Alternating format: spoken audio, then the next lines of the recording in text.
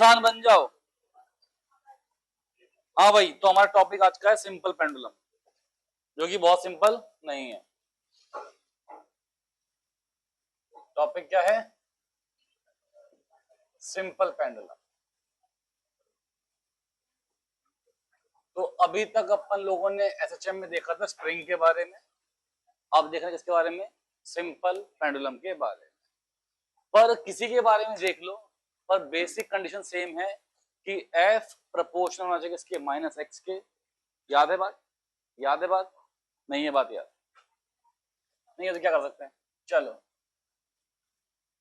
यहां पे अपन ने एक सिंपल पेंडुलम लगा लिया और इसको थोड़ा सा एंगल, बहुत छोटा एंगल,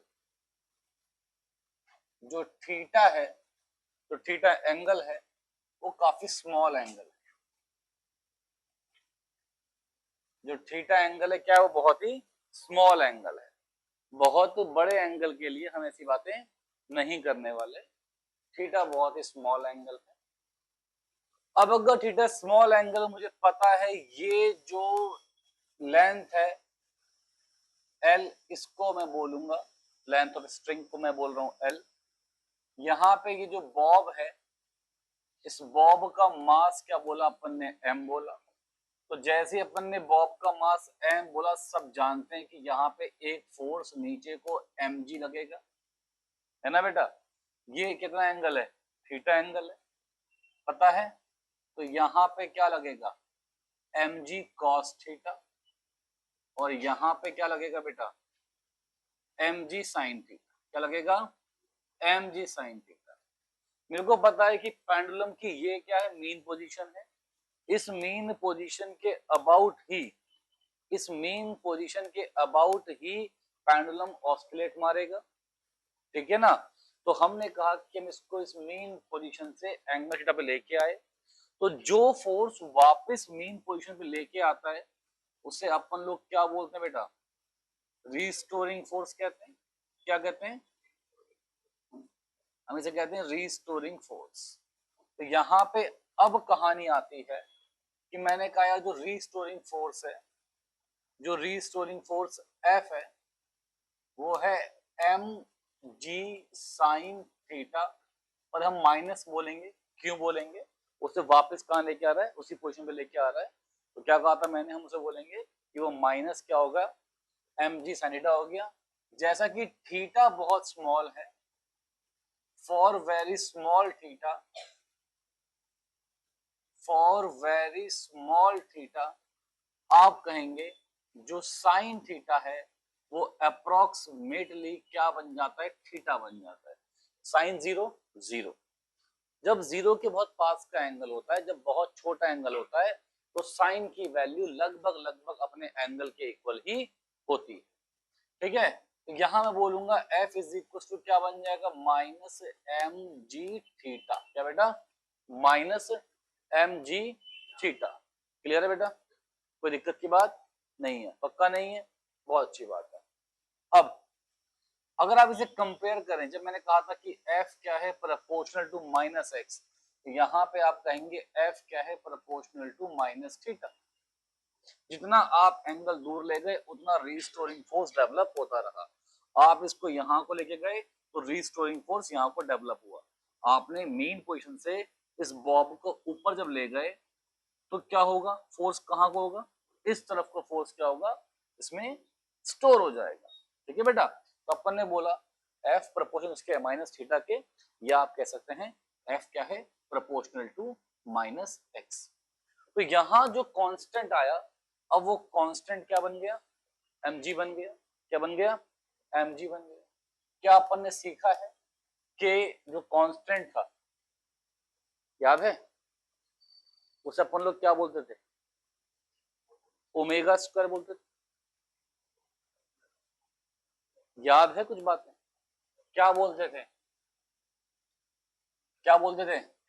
आपको याद होगा मैंने कहा था कि F इज इक्वल टू, जब माइनस के था, पिछले जो हमने स्प्रिंग में पढ़ा था, जो अपन ने पढ़ा था कहां पे? स्प्रिंग में जो पढ़ा था, तो आपने ये देखा था कि फोर्स कितना था?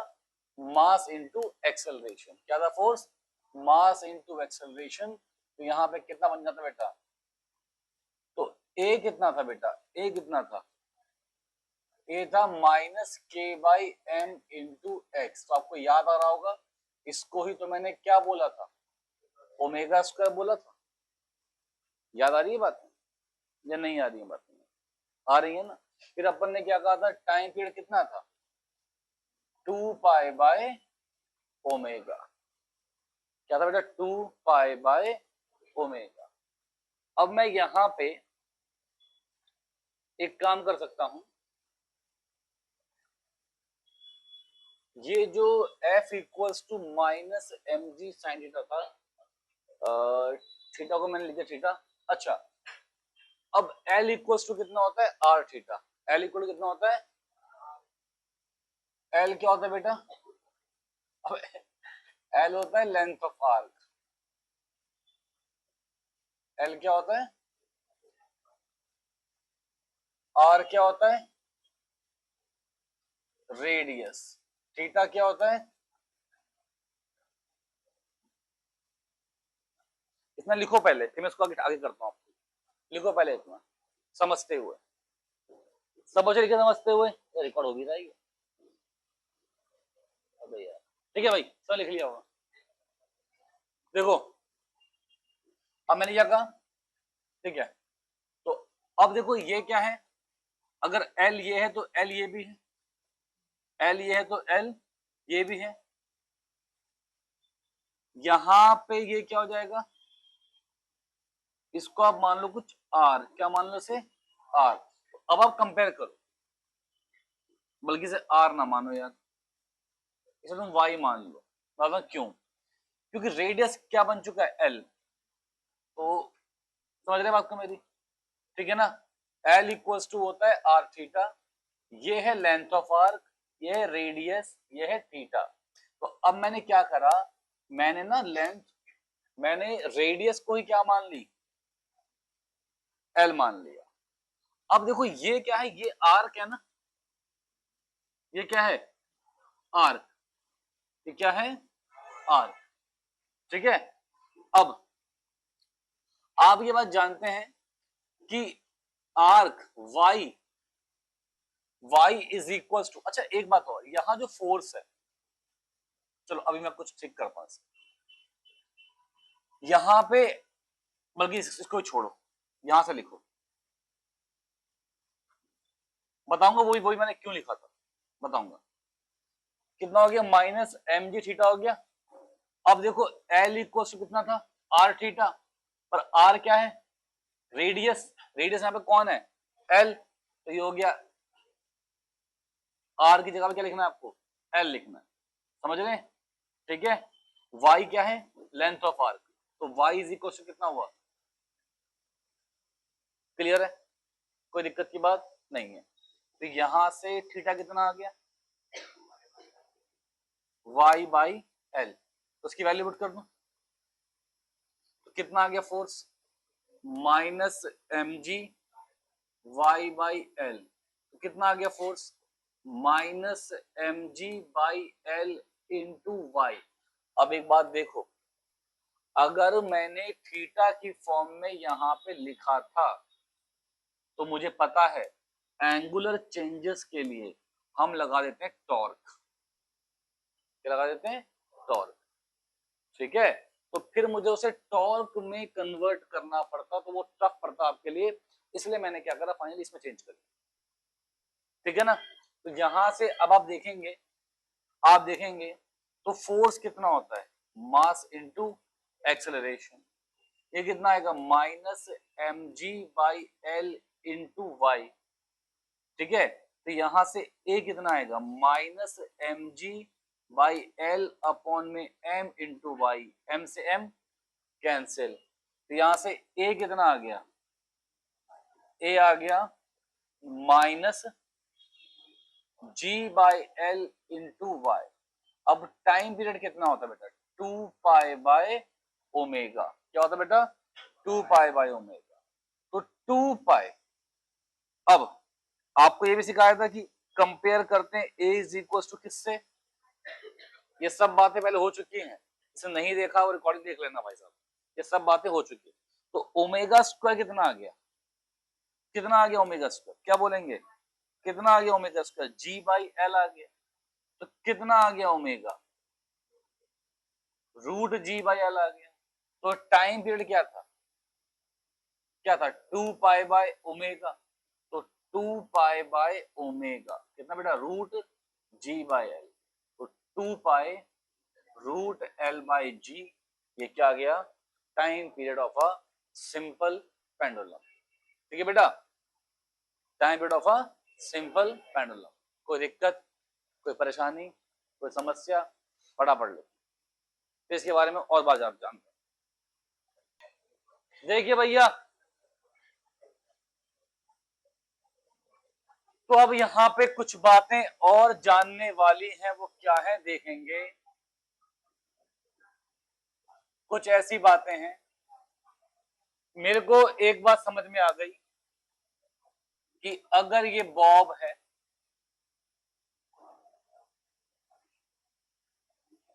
ठीक है ना, और मैंने मान लो इसके, अब ये बॉब है तो हम बोलेंगे time period, time period of simple pendulum, बेटा बातें नहीं, time period of simple pendulum not depends on its mass. इसके मास पे, इसके मास पे टाइम पीरियड डिपेंड नहीं कर रहा। किसका टाइम पीरियड, पेंडुलम का टाइम पीरियड डिपेंड नहीं करेगा किस पे, मास पे। सेकंड बात, time period of simple pendulum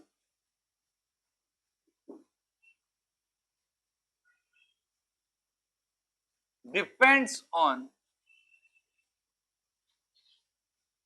shape and size.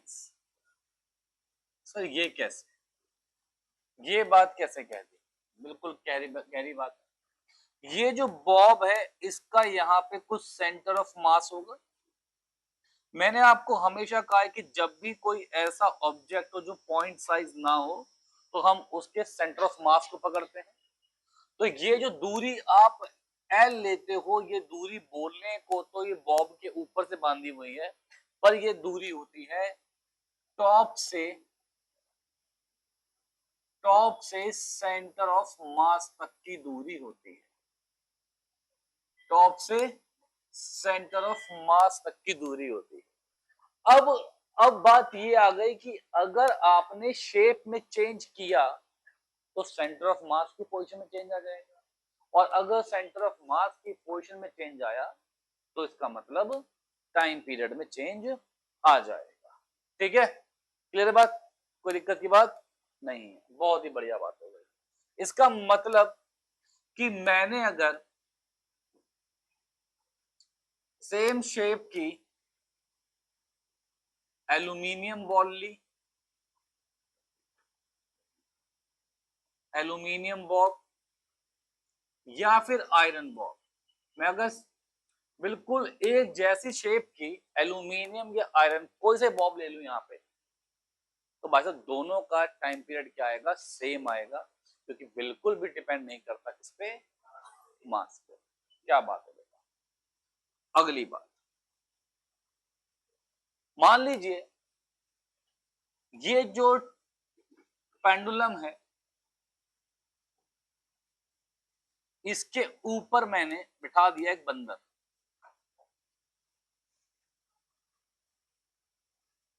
अब कोई पूछेगा भाई साहब कि टाइम पीरियड इंक्रीज होगा या डिक्रीज होगा, ये बात बताइए, टाइम पीरियड इंक्रीज होगा कि डिक्रीज होगा। पहले सेंटर ऑफ मास यहां पे था, जब बंदर नहीं था तो सेंटर ऑफ मास कहां पे था, मान लीजिए मैं बोलता हूं ए, इन एब्सेंस ऑफ बंदर,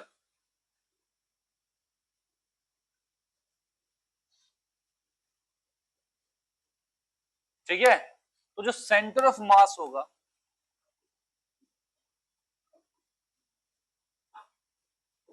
वो होगा पॉइंट ए पे। बंदर की एब्सेंस में सेंटर ऑफ मास होगा पॉइंट ए पे। अब बंदर के बैठ जाने से पूरा मास यहां से यहां डिस्ट्रीब्यूट हो गया, तो सेंटर ऑफ मास कहीं ऊपर शिफ्ट हो जाएगा। मान लो बंदर की नाभि के पास है ना, तो ये पॉइंट बी होगा। तो अब ये पॉइंट बी होगा तो हम बोलेंगे इन प्रेजेंस ऑफ बंदर,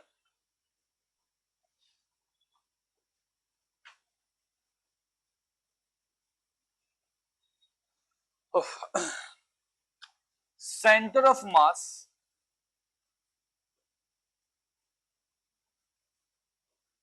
इज एट पॉइंट बी। कहां पर होगा? पॉइंट बी पे क्या होगा? सेंटर ऑफ मास हो जाएगा। अब अगर centre of mass point B पे हो गया तो मुझे ये बताओ सेंटर ऑफ मास अगर पॉइंट बी पे हो गया तो ये जो एल है वो कम हुआ कि बढ़ा? कम हुआ ना, सेंटर ऑफ मास ऊपर शिफ्ट हो गया तो एल क्या हो जाएगा? कम हो जाएगा। एल क्या था? टॉप से सेंटर ऑफ मास की दूरी क्या थी? एल थी। अगर सेंटर ऑफ मास ऊपर हो गया तो टॉप से दूरी कम हो जाएगी, तो एल क्या हो जाएगा? कम हो जाएगा। एल क्या हो जाएगा? कम हो जाएगा। तो हम बोलेंगे कि एल क्या होगा? डिक्रीज होगा। और हमने देखा था कि अगर लेंथ बढ़ाओगे तो टाइम पीरियड था क्या? टाइम पीरियड था 2 पाई रूट एल बाई जी। तो हमने एक बात देखी थी कि भैया टाइम पीरियड अगर अगर एल बढ़ेगा तो टाइम पीरियड बढ़ेगा, एल घटेगा तो टाइम पीरियड घटेगा। तो इसका मतलब जो टाइम पीरियड है वो क्या होगा? डिक्रीज होगा। ये अपन ने बताया आपको पहला पॉइंट इसके बारे में, दूसरा पॉइंट, तीसरा पॉइंट। चलो एक केस और बनाएंगे, इसका एक केस और बनाएंगे। बहुत ही गहरी गहरी बातें हैं, बता रहा हूं, समझ लेना, जान लेना, ठीक है।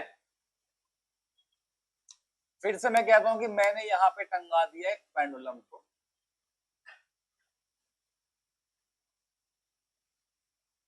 ठीक है बेटा। तो अब मैंने कहा आपसे, अरे क्या कहा मैंने, थोड़ा सा मैं इस पेंडुलम को बड़ा बनाता और मैंने इसमें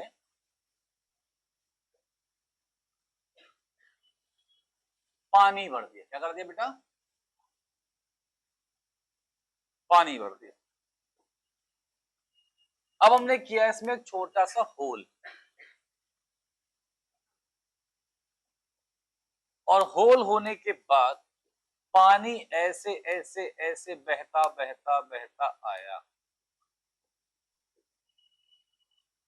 पानी बह रहा, मतलब लीक हो रहा है ना, ठीक है। अब इतने इंग्लिश में नहीं लिख पाएंगे तो सिनेरियो बना दिया। याद रखेंगे? याद रखेंगे क्या बोले इस English? A bob fill with water and mark a hole in it, ऐसा करके बता देना, लिख लेना, ताकि आपको भविष्य में याद रहे कि केस था क्या, सिनेरियो था क्या। अब मुझे एक बात समझ में ये आती है कि भाई साहब यहां से लेके यहां तक अब मास डिस्ट्रीब्यूट हो चुका। मास पहले ऊपर था, अब मास नीचे भी आ गया। अब अगर मास नीचे आया तो सेंटर ऑफ मास शिफ्ट हुआ कि नहीं हुआ? सेंटर ऑफ मास क्या हो गया? शिफ्ट हो गया, नीचे आ गया। धीरे धीरे धीरे धीरे पानी क्या होगा? खाली होता जाएगा और एक समय के बाद सारा पानी बाहर। उसके बाद दोबारा से सेंटर ऑफ मास कहां जाएगा? सेंटर पे आ जाएगा, है ना। तो हम क्या बोलेंगे? At first centre of mass, at first centre of mass is at first centre of mass is at point A, है ना बेटा? क्या बात समझ में आ रही है? फर्स्टली सेंटर ऑफ मास कहां पर होगा? पॉइंट ए पे होगा, बिकॉज ऑफ लीकेज, है ना, ऑफ वाटर। क्लियर? तो उससे क्या हुआ, जो एल हुआ वो इंक्रीज हुआ, एल क्या हुआ? इंक्रीज हुआ। तो टाइम पीरियड क्या हुआ? वेरी गुड, टाइम पीरियड क्या हुआ? इंक्रीज हुआ।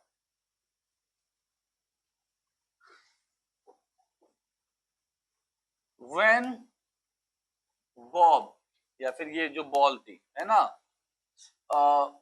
विल एम्प्टी, तो उस केस में क्या होगा? Again centre of mass will shift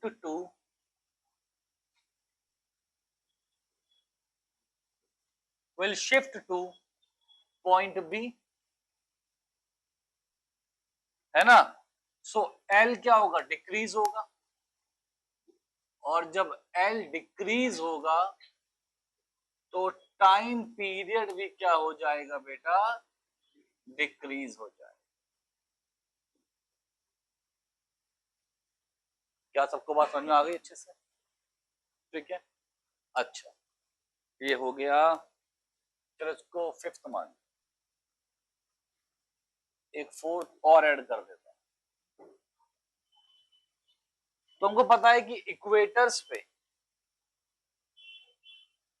जी की वैल्यू कम होती है और पोल्स पे जी की वैल्यू ज्यादा। तो इसीलिए अगर अब T इक्वल टू 2π√L/g, तो पोल्स पे कंपेरेटिवली क्या आता है? कम आता है टाइम पीरियड, ठीक है ना? एट पोल्स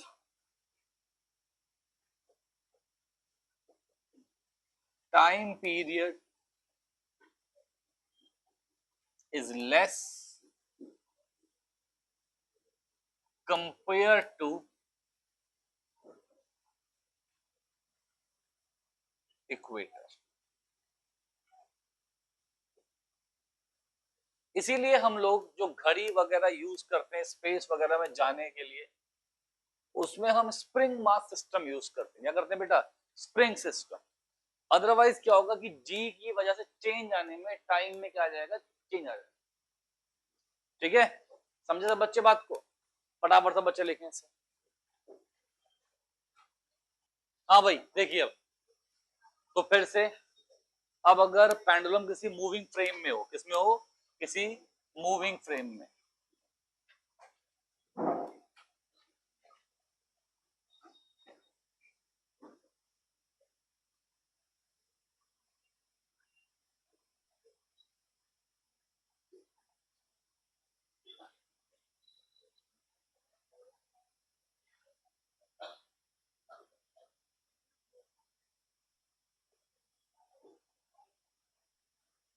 हाँ, तो मान लेते हैं एक लिफ्ट है,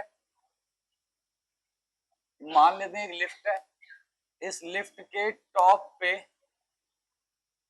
लगा हुआ है एक पेंडुलम, है ना? तो यहां भी लगा होगा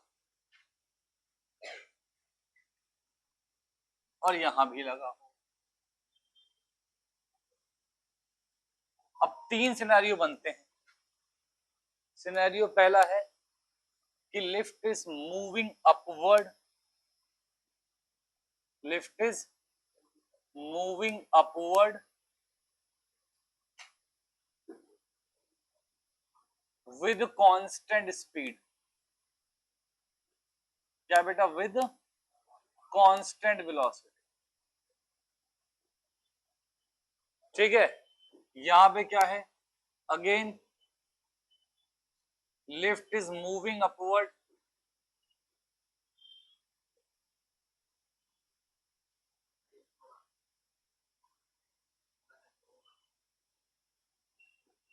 with constant acceleration,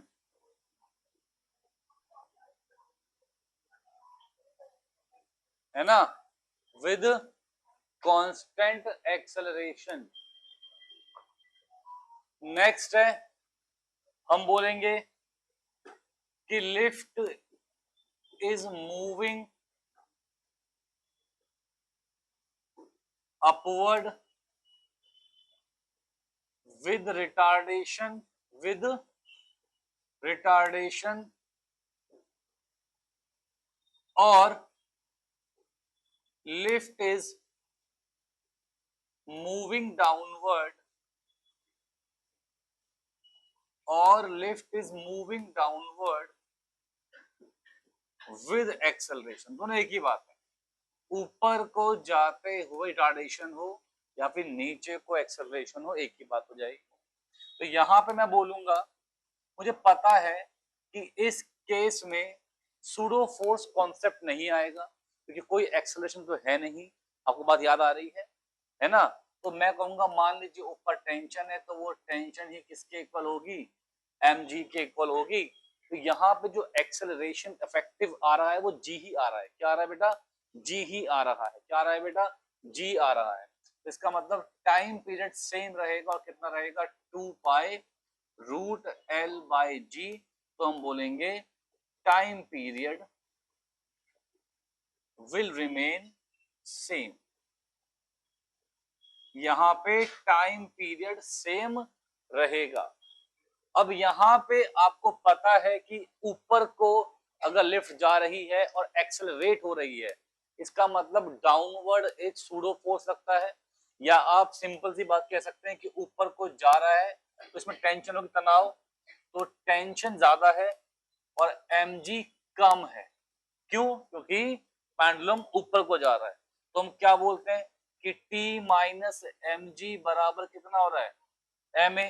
तो यहाँ पे T कितना आ रहा है, m g प्लस ए। तो जो इफेक्टिव एक्सेलरेशन आ रहा है वो कितना आ रहा है, g प्लस ए आ रहा है। तो यहाँ पे जो टाइम पीरियड क्या बन जाएगा, 2 पाई रूट एल अपॉन में g प्लस ए।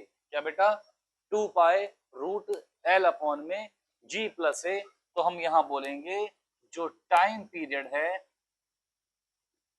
वो क्या हुआ है, डिक्रीज हुआ है। क्या हुआ है बेटा, डिक्रीज हुआ है।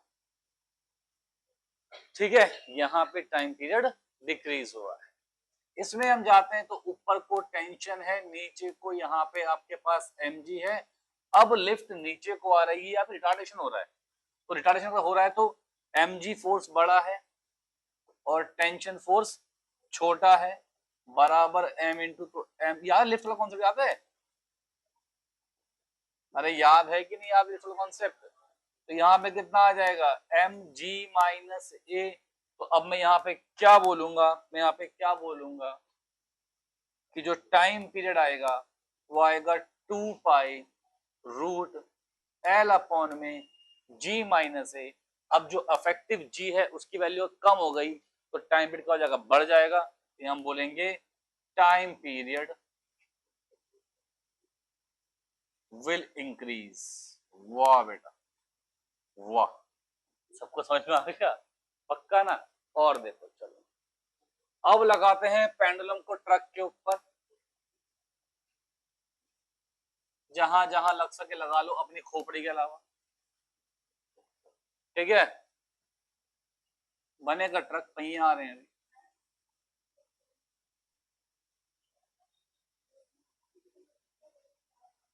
ठीक है,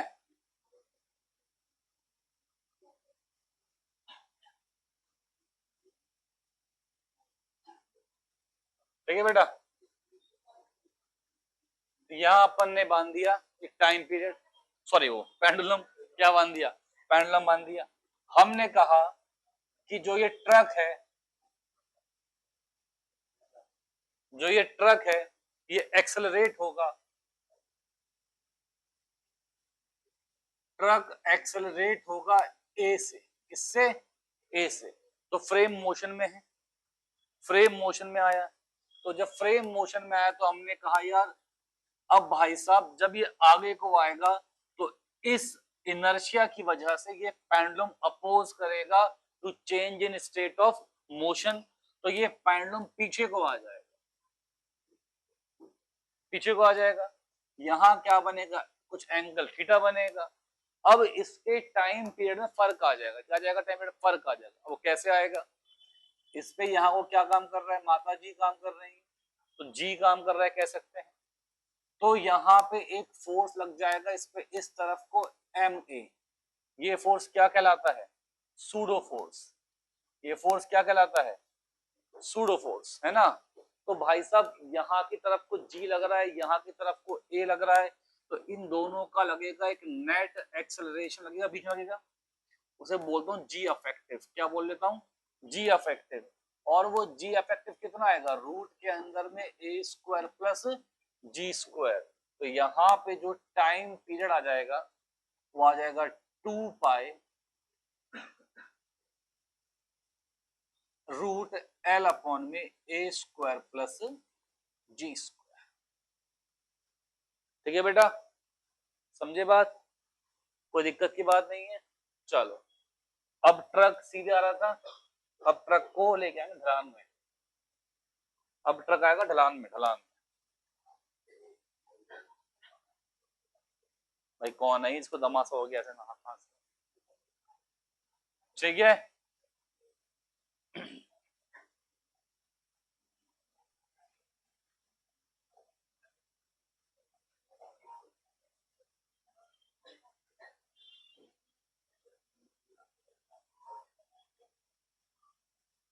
ठीक है भाई, अब यहां पे फिर से पेंडुलम लगा दिया मैंने।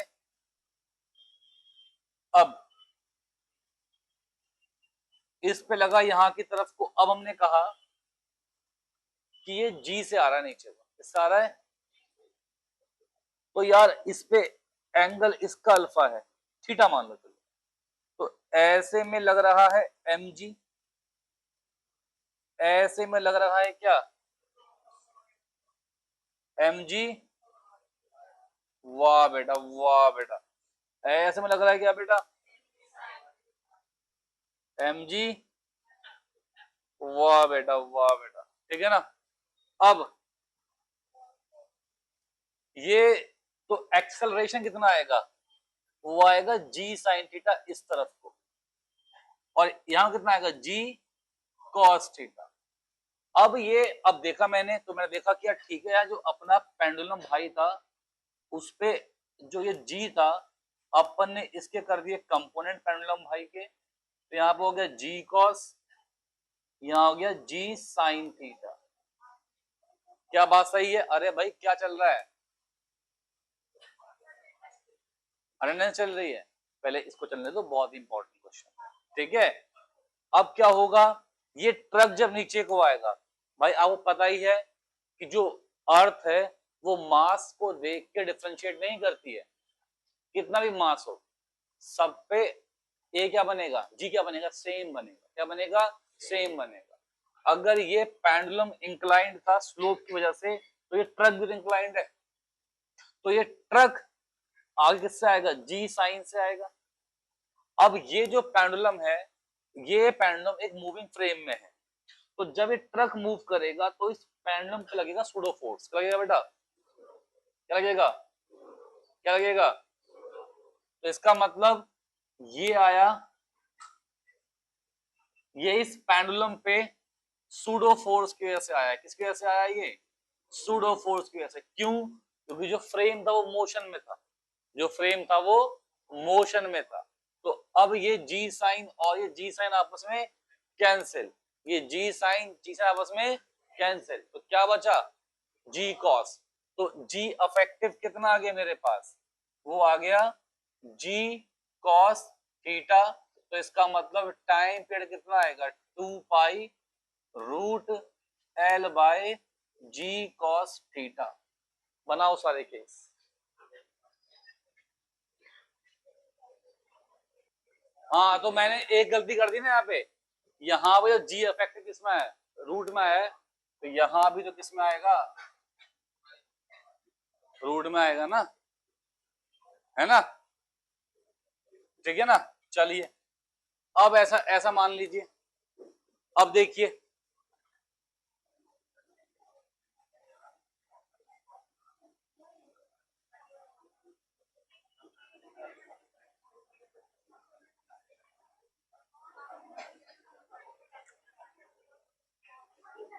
सुनिए भाई सुनिए, बात नहीं बात नहीं, बिल्कुल बात नहीं, बिल्कुल बात नहीं।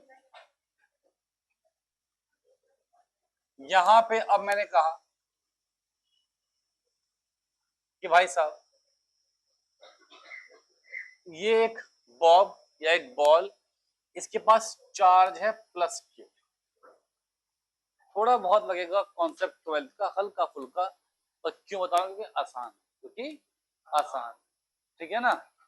तो आपको बस एक आध बातें याद करनी है, क्योंकि क्या पता मैं 12th में बताना भूल जाऊं, टॉपिक रह जाएगा फिर थोड़ा सा, है ना। अभी फ्लो फ्लो में तो देख लेते हैं कि अब यहाँ पे इलेक्ट्रिक फील्ड है, क्या बेटा,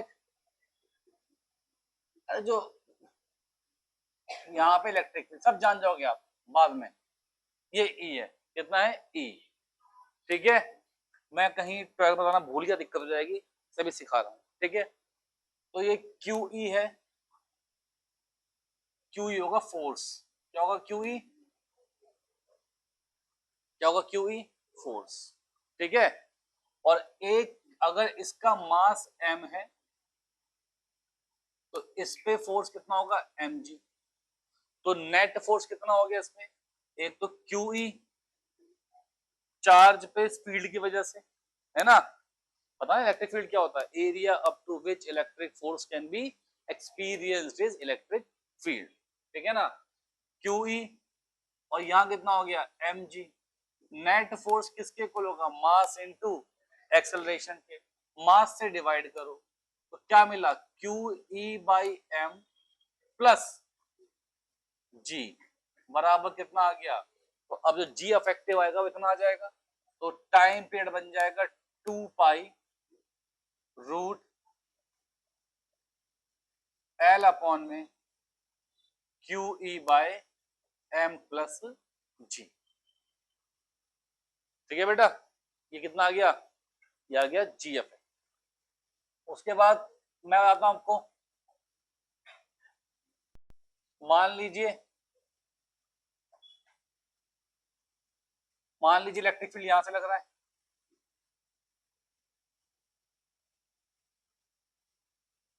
ठीक है। इस पे चार्ज क्या है, क्यू है, तो यहां को लगा फोर्स कितना, क्यू ई। यहां को लगा कितना फोर्स, एम जी। तो यहां पे क्या आएगा, रूट में आप कह सकते हैं जी आएगा, यहाँ से क्यू ई बाई एम आएगा, तो कितना आएगा क्यू ई बाई, ये फोर्स है ना, तो फोर्स को डिवाइड कर दो मास से, तो क्या मिला, एक्सेलरेशन। तो यहां से आया Q Q E by M का स्क्वायर, है ना, और प्लस जी का स्क्वायर। तो अब टाइम पीरियड कितना बन गया, 2 पाई रूट एल अपॉन में कितना बेटा, root Q E by M का स्क्वायर प्लस जी का स्क्वायर। क्लियर है, कोई दिक्कत की बात नहीं है, लिखो इसे।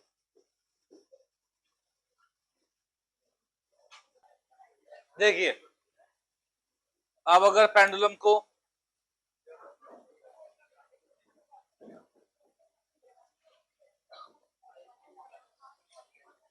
बेटा बात ही नहीं,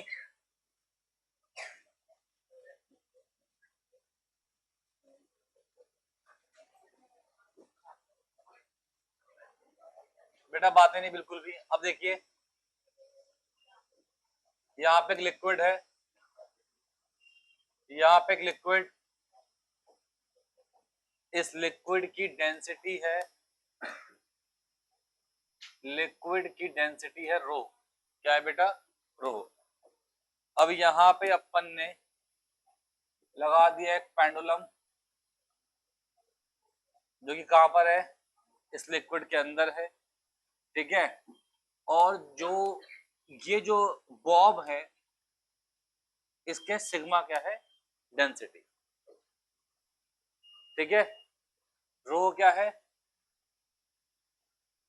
डेंसिटी ऑफ लिक्विड, और सिग्मा क्या है? डेंसिटी ऑफ वाटर, लिक्विड, जो भी हो। ठीक है बेटा, क्लियर? अब हम लोग जानते हैं जब भी किसी लिक्विड में कोई ऑब्जेक्ट को इमर्स्ड करते हैं तो उस लिक्विड में ऑब्जेक्ट फील करता है अपवर्ड बायएंट फोर्स।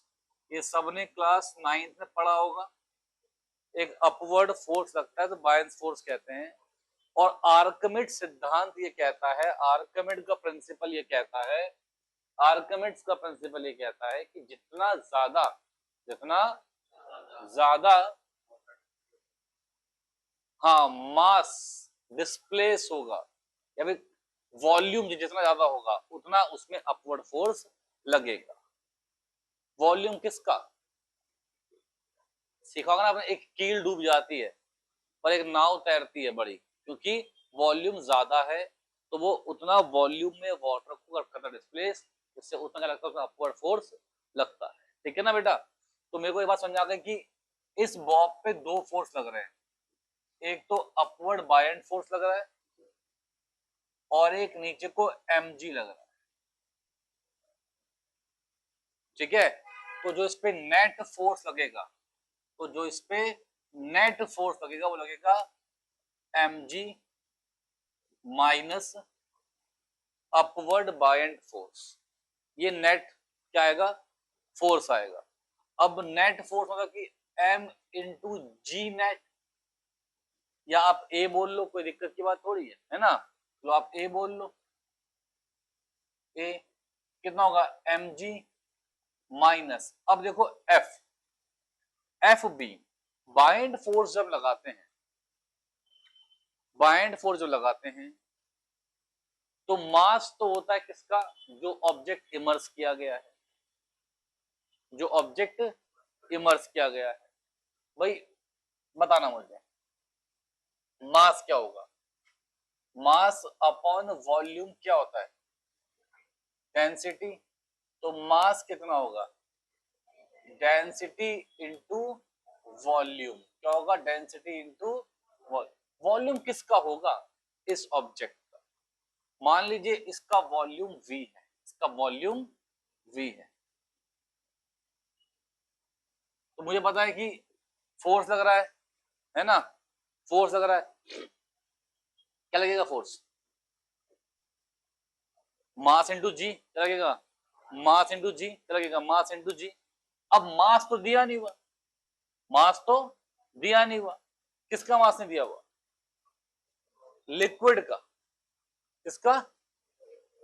आप समझे, मास इसका तो दिया, इसका क्या मास नहीं दिया हुआ इसका भी ना, इसका भी क्या दिया हुआ है? सिग्मा, है ना? और डेंसिटी कितनी होगी? रो। तो जब यहाँ पे मैं अपवर्ड बाइंड फोर्स निकालूंगा, जब लगाऊंगा, तो मैं याद रखूंगा जो वॉल्यूम है वो तो हम लेंगे जिस मास को इमर्स किया है, और डेंसिटी लेंगे जिस ऑब्जेक्ट, जिस लिक्विड में इमर्स किया है। डेंसिटी लेंगे किसकी? लिक्विड की। और वॉल्यूम से लेंगे इस ऑब्जेक्ट का। ठीक है? तो मास क्या होता है? Density into volume. तो rho into V, rho into V, है ना, इंटू जी। भाई मास इंटू जी हो जाएगा, इतना वॉल्यूम, इतना फोर्स लगा। अब एक्सेलरेशन कितना होगा? एम जी अपॉन में M minus rho V G upon में एम। ये एम मास किसका है? इस बॉब का। किसका? तो ये तो एम से एम काट ही दो, कोई दिक्कत नहीं है। यहां पे ये आ गया जी माइनस, अब मुझे इस मास को भी in terms of density and volume लिखना पड़ेगा। मास क्या होता है? Density into volume. जब मैं इस बॉल की ही बात कर रहा हूं, बायएंट फोर्स में तो डेंसिटी लिक्विड की आ गई, पर जब आप इसी ऑब्जेक्ट की बात कर रहे हो, इसके मास की बात कर रहे हो, तो इसके मास के लिए डेंसिटी भी इसकी और वॉल्यूम भी इसका। जी से जी गया, सॉरी V से V गया, G आ गया कॉमन, तो ये आ गया 1 माइनस रो बाय सिग्मा, तो ये आ गया G इफेक्टिव। तो अब टाइम पीरियड कितना आएगा, 2 pi root 1 minus rho by, ठीक है बेटा, 2 पाई रूट L अपॉन में, ये है ना जी इफेक्टिव। ठीक है बेटा, लिखें बच्चों, प्लीज लिखें। सिग्मा रोह जो है वो डेंसिटी ऑफ लिक्विड है, और सिग्मा क्या है, डेंसिटी ऑफ ऑब्जेक्ट। कहां पे दो लिक्विड दिखाए क्या मैंने, अरे यार कुछ बोल रहा हूं कुछ लिख रहा हूं। ये क्या है, ये ऑब्जेक्ट, जिसको आप बॉब कहते,